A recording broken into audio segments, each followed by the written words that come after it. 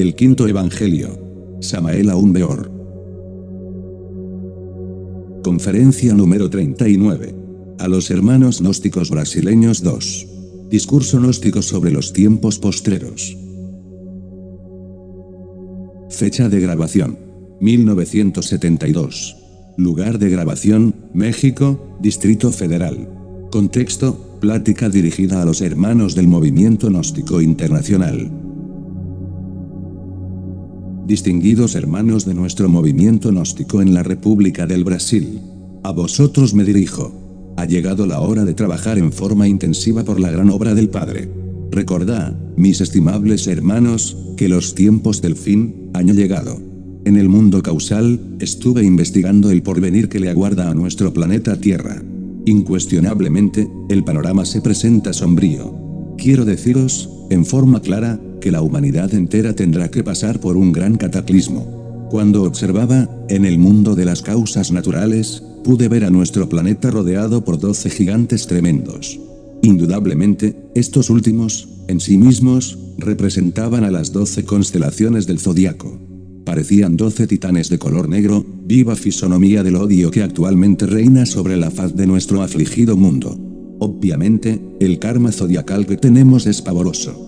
Y conforme miraba en el acaso puro, pude comprender también que habrá un acontecimiento extraordinario, un evento horripilante, una catástrofe cósmica. Gentes de otros mundos vendrán con sus naves para tomar fotografías de la gran tragedia. Ellos querrán conservar en sus museos, en sus bibliotecas, los recuerdos vivos de una humanidad perversa que fue castigada.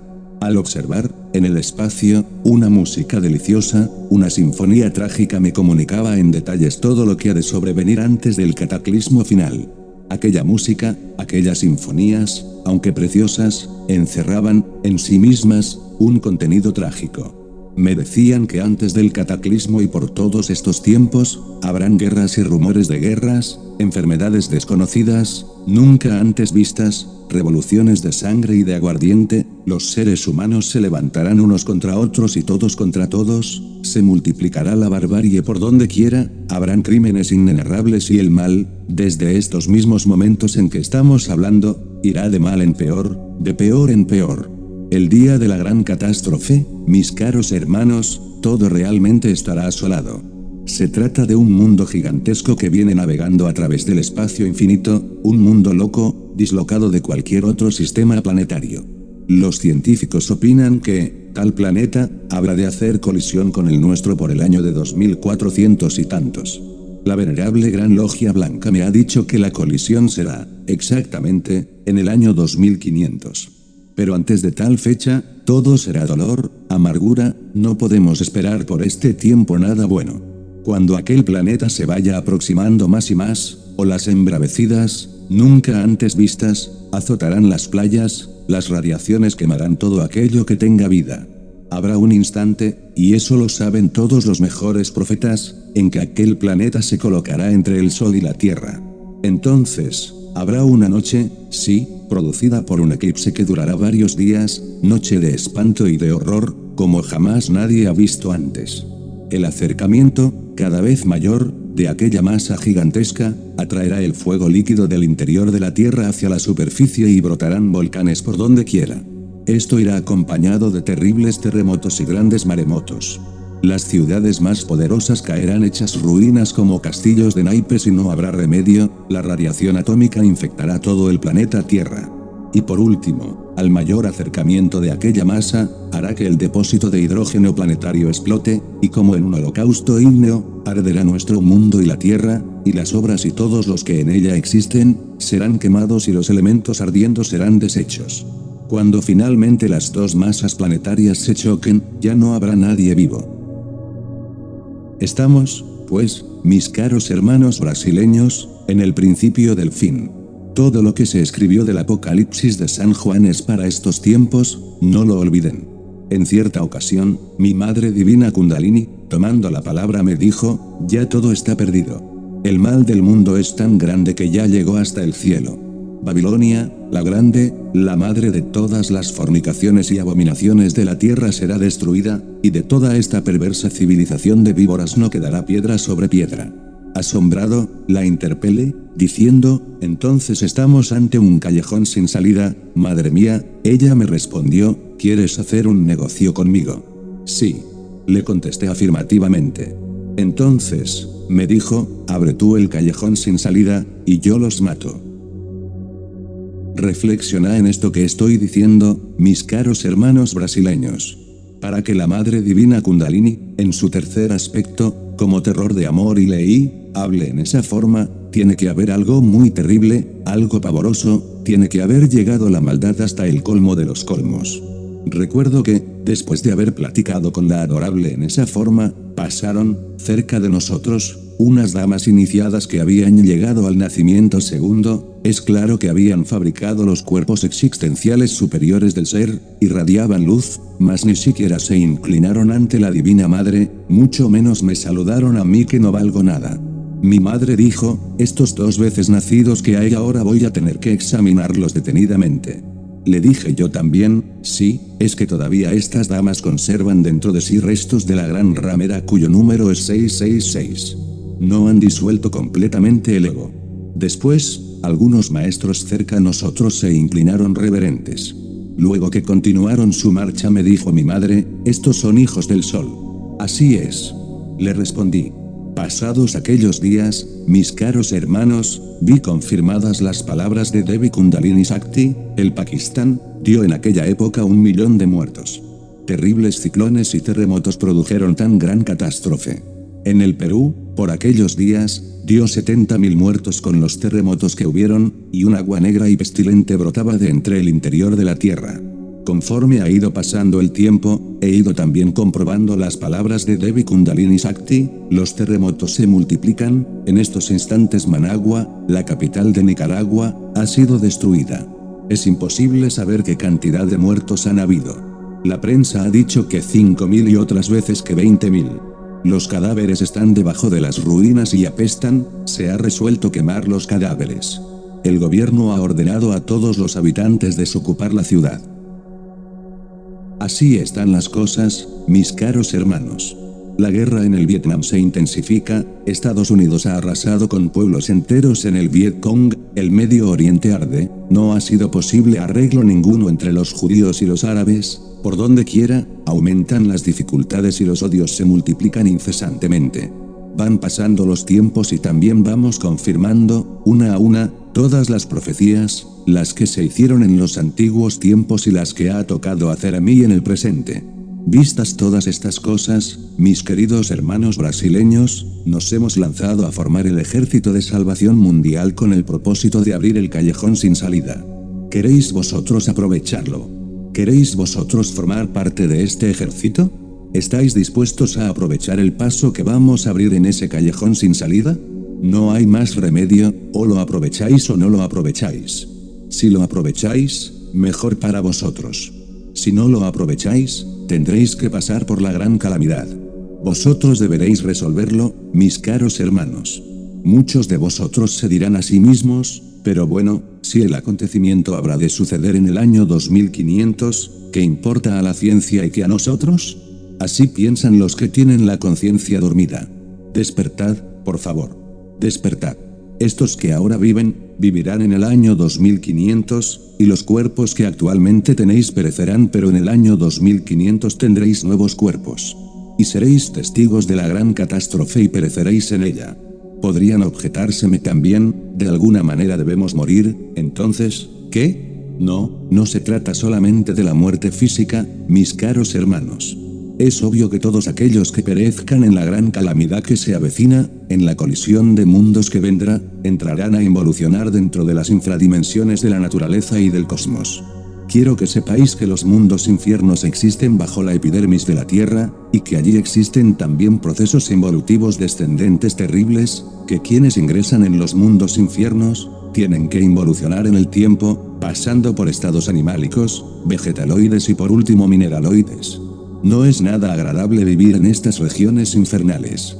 Normalmente, los humanoides moran allí, o viven allí por el espacio de 8.000 a 10.000 años. Solo los perversos, demasiadamente perversos, es decir, los Hitler, los Mussolini, los tántricos negros, los magos de la mano izquierda, etcétera, etcétera, pueden vivir Mahamambantaras enteros en los mundos infiernos antes de su desintegración final. El tiempo allí es terriblemente doloroso y sumamente largo. En aquellas regiones las leyes se multiplican y la vida se hace espantosamente complicada y amarga. Allí reina el tedio, el dolor, la materialidad, la grosería, el sufrimiento más espantoso. Reflexionad, hermanos. Es cierto que los que allí moran al fin llegan a la muerte segunda. Sí, no lo ignoramos. También es cierto que de allí se escapan, con la muerte segunda, porque allí se desintegra el ego y la esencia, es decir, el alma, lo mejor, lo más digno, lo más decente que llevamos dentro, aflora, sale a la superficie, a la luz del sol, para recomenzar la jornada, para volver a una nueva evolución, para iniciar una nueva marcha que ha de comenzar por el mineral, continuar por el vegetal, seguir en el animal y luego, por último, reconquistar el estado humano que otrora se perdiera. Mas os digo, hermanos, no es nada agradable vivir 8000 o 10.000 años involucionando entre las tinieblas exteriores donde no se oye sino el llanto y el crujir de dientes. Pensad en esto, mis caros hermanos. Mejor es que formemos el ejército de salvación mundial, que cooperemos para el bien común. Me parece que todos unidos podemos trabajar en la gran obra del Padre. Me parece que todos unidos podemos aprovechar este callejón que en estos momentos estoy abriendo. Aquellos que no perezcan en la gran tragedia, en la gran catástrofe, serán salvados.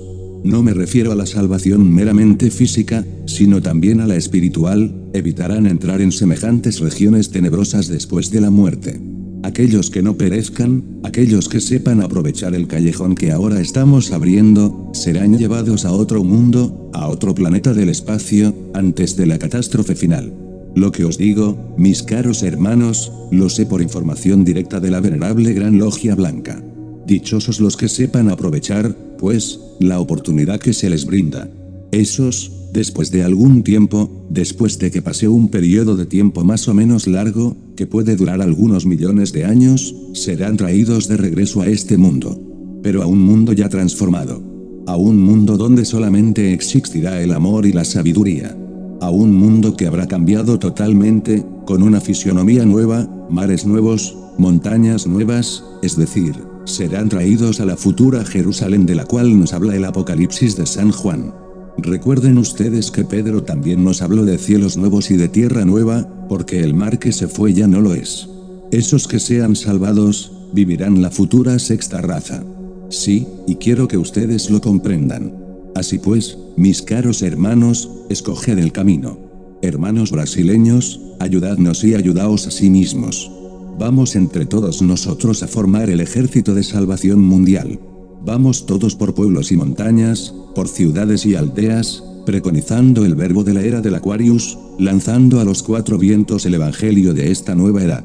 Cuanto más trabajéis vosotros en favor de vuestros semejantes, cuanto mayor gentes traigáis a nuestras filas, tanto mejor para vosotros, porque seréis recompensados. Recordad que el que da recibe y mientras más da más recibe, esa es la ley. Pero el que nada da, nada recibe. Sacrificaos por la humanidad, ofertad vuestras vidas en el ara del supremo sacrificio por todos los seres vivientes. Así, mis queridos hermanos, marcharéis por la senda, por la rocallosa senda que ha de conducirlos a la auténtica, a la legítima felicidad. Hasta aquí mis palabras, mis queridos hermanos gnósticos brasileños. Paz inverencial. Pregunta. Venerable Maestro Samael Aún Weor, nosotros vamos a aprovechar la oportunidad de su presencia para pedirle que nos aclare sobre la cuestión de la carne. Inicialmente, en sus libros, usted decía que era totalmente prohibido comer carne, y ahora, en su último libro, titulado El misterio del áureo florecer, usted nos aconseja comer carne. Por lo tanto, ¿a cuál atendemos? Respuesta del Maestro Samael. Con el mayor gusto daré respuesta a nuestro hermano García, y a todo el movimiento gnóstico brasileño. Indudablemente, mis caros hermanos, he hecho experimentos en relación con el sistema vegetariano. Me viene en estos instantes a la memoria, el caso concreto de un pobre can, o perro enflaquecido. En cierta ocasión, estando yo totalmente fanatizado por el sistema vegetariano, quise también convertir en vegetariano a este pobre y desdichado animal. Indudablemente, sí, aprendió la lección, y cuando ya la aprendió, murió. Observé en detalle todos los síntomas de la enfermedad, tal cual acaeció. Así comencé mis experimentos. Más tarde, hallándome en la República del Salvador, cuando quería subir una calle de tipo más bien muy inclinado, perpendicular, sudaba terriblemente. Me hallaba en un estado de debilidad espantosa. Comenzaba mi organismo a presentar los mismos síntomas del animal de nuestro experimento. Aquí, en la ciudad capital de México, conocí al director de un ashram, un alemán, fanático vegetariano, insoportable. Presentó los síntomas del perro y, poco a poco, lo vi desfallecer, hasta que murió. Conocí también a otro caballero, de nombre Lavagny, que se dedicaba a la yoga y a la astrología, fanático vegetariano insoportable. Se debilitó su cuerpo lo mismo que el perro, presentó los mismos síntomas de aquel pobre can enflaquecido, que en la polvosa puerta se sentaba siempre a la vera del camino, para contemplar a las gentes que pasaban. Murió el tal astrólogo de quien les he hablado, y eso fue lamentable. Supe de otro caballero también que presentó los mismos síntomas del perro y murió. Alguien me llamó, más tarde, para que le hiciese curaciones de tipo magnético. Se trataba de una persona muy importante, una dama que gozaba de cierto prestigio, fanática vegetariana. Postrada en cama, desfallecía la infeliz. Y cuando le hablé yo sobre el sistema vegetariano y sobre los síntomas del perro, y cuando le dije que todos los que había conocido, vegetarianos fanáticos, se debilitaban poco a poco hasta morir, me dijo ella que, ¿cuáles eran esos síntomas? Que ella quería conocerlos. Mi respuesta fue, los mismos que usted está presentando en estos momentos.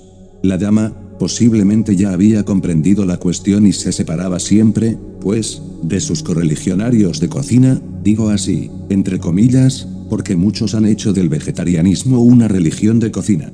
Y continuó diciéndome que, entonces, a escondidas, donde sus compañeros de religión de cocina no se dieran cuenta, la infeliz no dejaba de comerse, ahora, su buen pedacito de carne de pescado, etcétera, etcétera, escondiendo, sí, los platos inmediatamente se presentase alguno de sus compañeros de restaurante.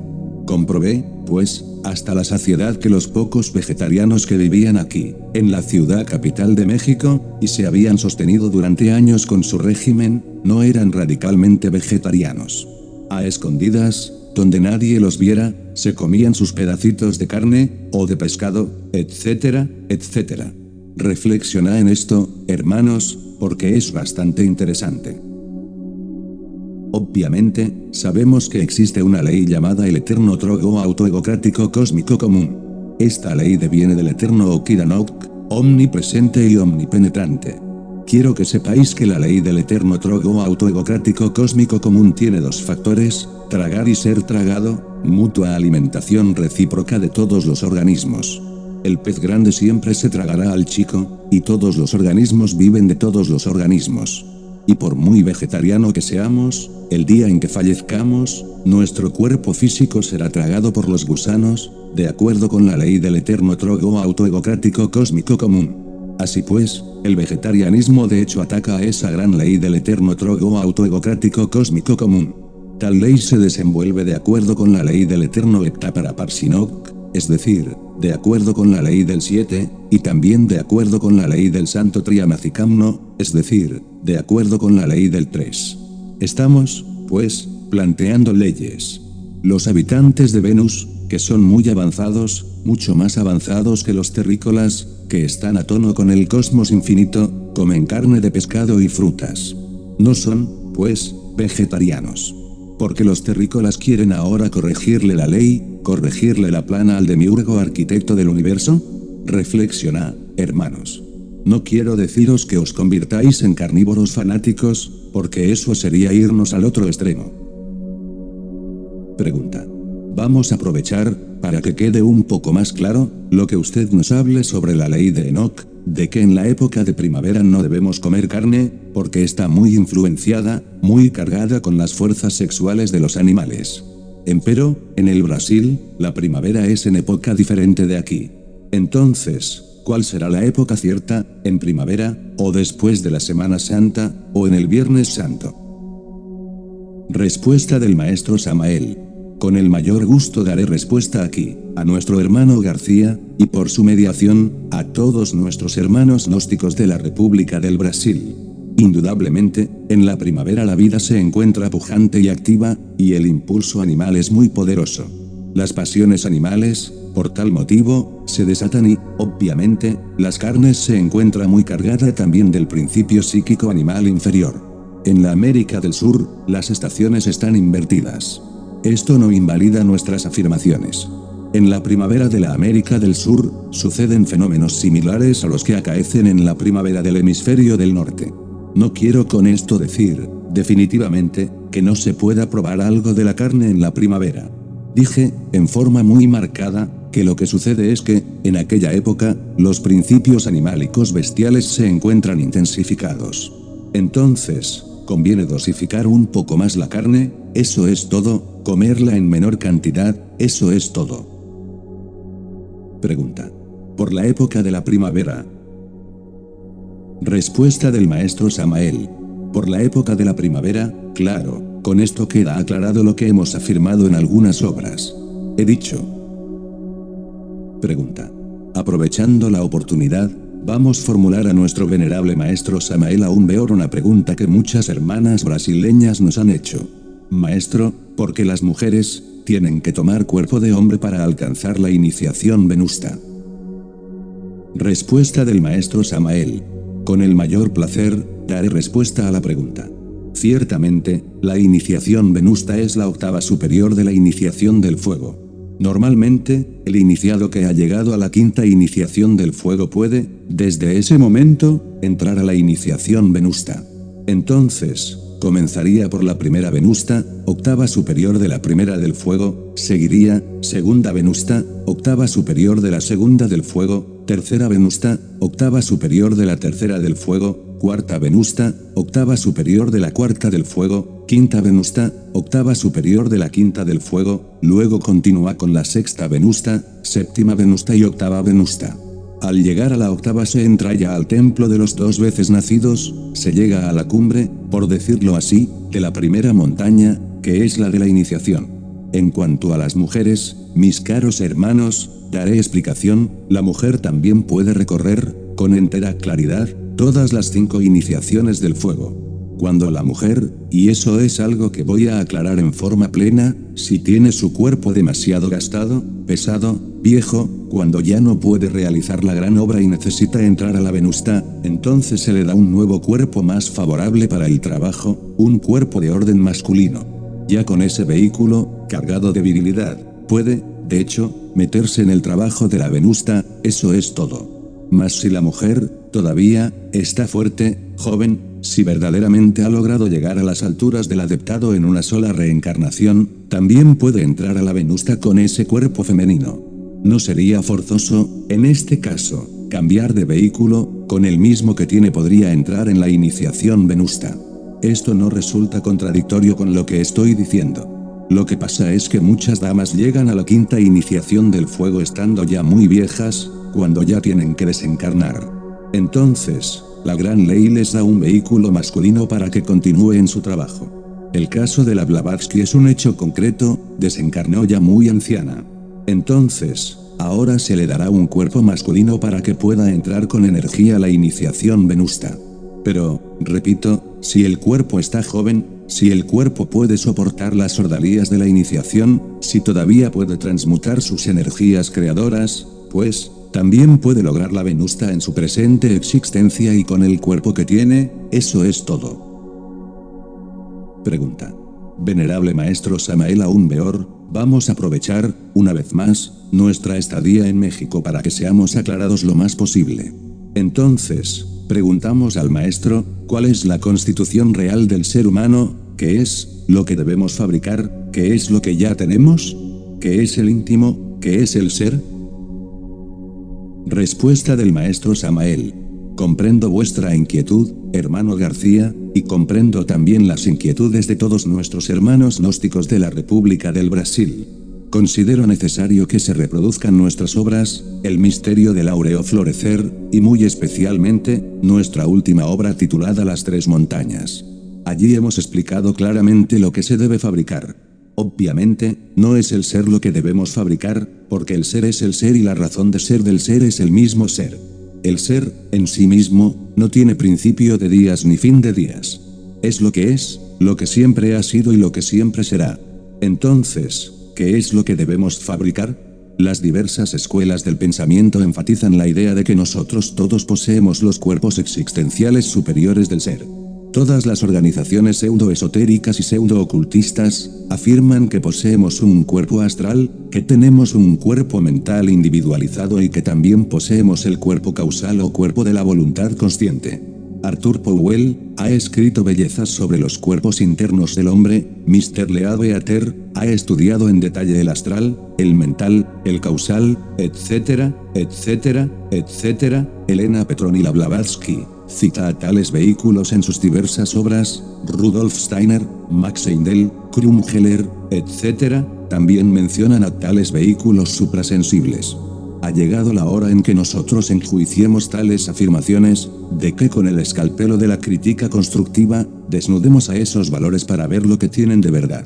Yo conceptúo, yo afirmo claramente, de que los citados autores, algunos de ellos investigadores competentes, no han dado la enseñanza completa en este sentido. Mr. Leadbeater, por ejemplo, veía el cuerpo astral y lo afirmaba, veía el mental y lo afirmaba, el causal y lo afirmaba. Pero es que Mr. Leadbeater veía los cuerpos astral, mental y causal de aquellas personas que sí los poseen. Jamás se detuvo a analizar, juiciosamente, si todas las personas poseen tales cuerpos. ¿En qué obra, me pregunto, y pregunto a ustedes, alguna vez Mr. Leadbeater enfocó ese problema, cuando hizo una discriminación, o una diferenciación completa entre los que tienen y los que no tienen tales vehículos? Vio que algunos poseen los vehículos y pensó que todos los tenían. He ahí el error.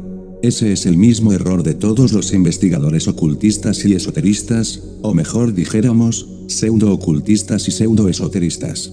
Que me dispense el señor Leadbeater, pero estoy afirmando lo que es verdad. No quiero con esto decir que Leadbeater no fuese un clarividente auténtico. Tampoco estoy negando que él haya sido un maestro. Obviamente que sí lo fue, y conozco muy bien a Mr. Leadbeater en los mundos superiores, es todo un maestro. Tampoco estoy negando las facultades de los distintos investigadores. Únicamente estoy aclarando algo que no se había aclarado. Estoy estudiando, juiciosamente, esta cuestión desde un nuevo ángulo, en detalles, minuciosamente. Estoy viendo facetas que ellos no vieron, y afirmar esto, decirlo, no es una crítica destructiva.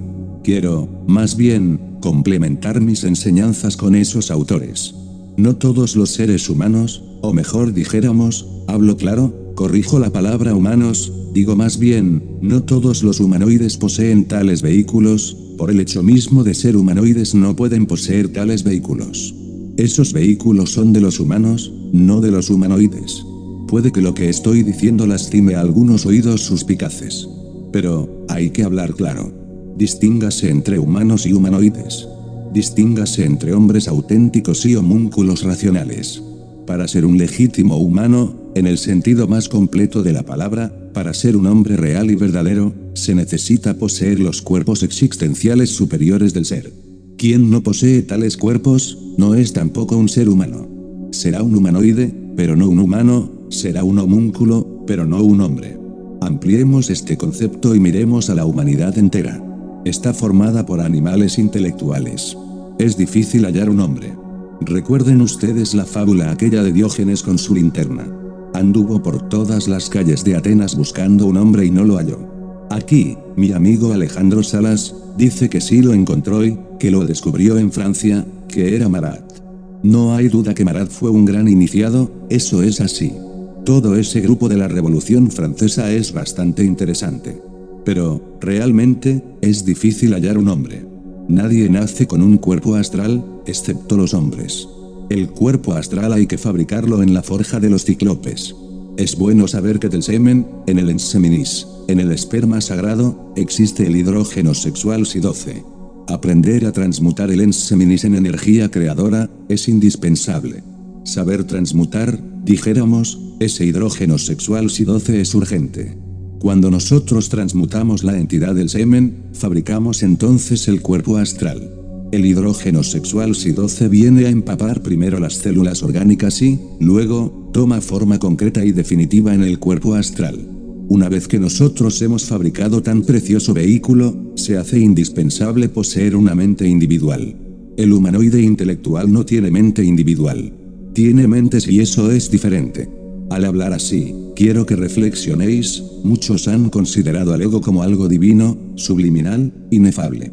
Se habla del yo subliminal de Miers, se coloca al ego en todos los altares, se le diviniza, se le deifica. Mas en verdad, hermanos, os digo que el ego es una suma de agregados psíquicos, un conjunto de yoes diablos que personifican nuestros deseos, nuestras emociones, nuestras pasiones, etc. Cada uno de estos yoes, cada uno de estos agregados psíquicos, poseen su propia mente particular. Entonces, obviamente, nosotros no tenemos una mente individual, sino un conjunto de mentes, y eso es diferente. Cuando el yo de la ira predomina en determinado momento, el individuo piensa en forma iracunda. Todo lo que concibe cree que es lo último y la última palabra. Cuando codicia, traza planes y proyectos, etc., y se cree ser el único. Cuando está lleno de celos, dice, yo tengo celos, y cree, siente que es la última palabra. Cada yo que se manifiesta en un momento dado en nuestro organismo, cree ser el último, el postrero, el definitivo, mas no hay tal. Cada uno de esos tiene su mente, y por tal motivo, nosotros todos, estamos llenos de contradicciones. Tan pronto afirmamos una cosa como la negamos. Tan pronto juramos lealtad ante el ara de la gnosis, como violamos esa lealtad. Tan pronto juramos amor a otra persona como nos retiramos. Conclusión, ¿dónde está la individualidad de la mente? Cada yo tiene su mente, sus ideas propias, su criterio propio, y todos estos yoes, dentro del cuerpo, luchan incesantemente unos contra otros y todos contra todos. Todos estos yoes quieren cada uno controlar la máquina orgánica. Entonces, ¿dónde está la individualidad de la mente? No hay mentes sino mentes. Necesitamos fabricar un cuerpo mental, y eso es posible mediante la transmutación del esperma sagrado en energía. Cuando nosotros transmutamos el hidrógeno sexual Si12, entonces conseguimos fabricar ese cuerpo mental. Así, y solo así, venimos a tener mente individual. Mucho más tarde, se hace necesario poseer un cuerpo causal, un cuerpo de la voluntad consciente. Todos los seres humanoides no hacemos otra cosa sino sufrir. Realmente las gentes son víctimas de las circunstancias, nadie sabe determinar circunstancias, son víctimas de ellas. Cuando uno desarrolla el cuerpo de la voluntad consciente puede determinar las circunstancias, puede originar un nuevo orden de cosas, es dueño responsable de sus actos, antes no, antes es un irresponsable. Así pues, mis caros hermanos, una vez que uno ha fabricado los cuerpos existenciales del ser, entonces sí, puede darse el lujo de encarnar a ese principio sutil llamado alma humana, y solo así venimos, realmente, a convertirnos en hombre con alma, en individuos verdaderos, en individuos legítimos, en hombres auténticos, en humanos reales. Observen ustedes el panorama de todas las cosas, lo único que vemos en el mundo son criaturas irresponsables, animales intelectuales, humanoides racionales. Raro es encontrar un hombre real, un hombre auténtico. En los mundos internos podemos darnos cuenta quiénes poseen los cuerpos existenciales superiores del ser y quiénes no los poseen. Así pues, repito, no es el ser lo que necesitamos fabricar. El ser es el ser y él es eterno, a él no hay necesidad de fabricarlo. Lo que necesitamos es crear los cuerpos existenciales superiores para el ser, y eso es diferente. ¿Entendido? Pregunta. Maestro, ¿y el proceso de encarnar o de recibir o de ligarnos con los tres principios superiores de Atman, Buddhi y Manas? ¿Qué es el alma humana, y qué es el alma divina? Respuesta del maestro Samael. Voy a dar respuesta a esta pregunta. La Trimurti indostánica es una tremenda realidad. Atman es el íntimo, el ser. Buddhi es la alma espiritual y es femenina. Manas superior es el alma humana, y es masculina. Así pues, el íntimo, el ser, tiene dos almas. La primera es la alma espiritual que es femenina, repito. La segunda es la alma humana, que es masculina, repito. Cuando hemos creado los cuerpos existenciales superiores del ser, mediante el cumplimiento del deber Patol, es decir, del deber cósmico, entonces, encarna en nosotros el alma humana y nos convertimos en hombres legítimos y verdaderos. Bueno, y si es una dama adepto la que está haciendo la obra, obviamente ella encarna su alma humana y se convierte, pues, en un ser humano auténtico, legítimo y verdadero. Lo que estoy diciendo se aplica a los dos sexos, masculino o femenino. Mas, Buddhi es diferente. Buddhi, el alma espiritual, es algo distinto. Para encarnar al alma espiritual, al Buddhi, se necesita haber pasado más allá de la iniciación venusta. Solamente puede encarnar al Buddhi aquel que ha realizado el trabajo en la esfera lunar. Es un trabajo de orden superior que está más allá de las iniciaciones, que corresponde a la segunda montaña. Ya sabemos que hay 3 montañas, la primera es la de la iniciación, la segunda la de la resurrección, y la tercera la de la ascensión. Para poder encarnar el alma espiritual, el Buddhi, hay que haber trabajado en la esfera lunar. Solo quien ha realizado los trabajos íntegros de la esfera lunar, trabajo que corresponde a la segunda montaña, a la de la resurrección, pueden encarnar a su alma espiritual. Dentro del alma espiritual, que es como un vaso de alabastro fino y transparente, arde la llama de Prajna, es decir, la llama del ser, del íntimo. ¿Quién encarna su alma espiritual? Obviamente encarna al íntimo, porque él está dentro del alma espiritual, en la misma forma en que una llama purísima está dentro del receptáculo que la contenga, dentro de una lámpara, dijéramos. Por eso, en la voz del silencio, la Blavatsky habla claro diciendo, dentro del Buddhi, como en un vaso de alabastro fino y transparente, arde la llama de Prajna, es decir, el íntimo. Claro que, al encarnar uno al Buddhi, dentro del cual está la llama de Prajna, el íntimo, se convierte uno en ángel, se eleva al estado angélico, aunque tenga cuerpo humano. No importa qué cuerpo tenga, sea de hombre o sea de mujer. La mujer tiene los mismos derechos que el hombre, y eso hay que puntualizarlo, hablarlo claro. Y si nosotros podemos elevarnos al estado angélico, la mujer tiene los mismos derechos, también puede hacerlo, en esta misma existencia, aquí y ahora. Así pues, encarnar al Buddhi resulta bastante interesante. Pero debemos empezar por crear los cuerpos existenciales superiores del ser, para encarnar primero el alma humana, y después, al Buddhi. Entonces, nos convertimos en ángeles, y es indispensable que nosotros nos convirtamos en ángeles. Eso es todo. Fin de la conferencia.